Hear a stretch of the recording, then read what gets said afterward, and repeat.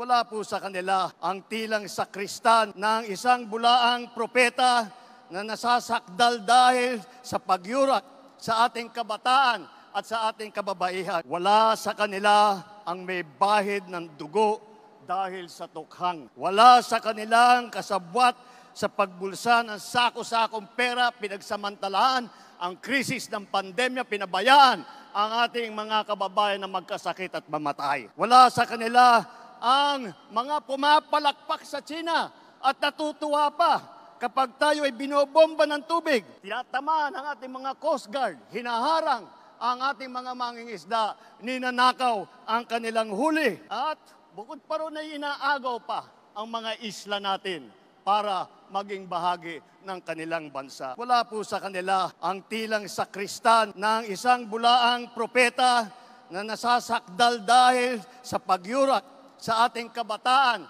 at sa ating kababaihan. Wala sa kanila ang tagataguyod ng pugad ng krimen, ng sentro ng paglalapastangan ng mga kababaihan na mga pogo. Tayo ngayon ay nasa sangandaan ng ating paglalakbay bilang isang malayang bansa. Bilang isang sambayanang may dangal, may sipag at may talino. Tayo ba ay papayag na babalik sa panahon gusto ng kung kailan gusto ng ating mga liderato maging probinsya tayo ng China? Babalik ba tayo sa nakaraan na ibinubugaw ang ating bayan bilang isang sugalan ng mga dayuhan?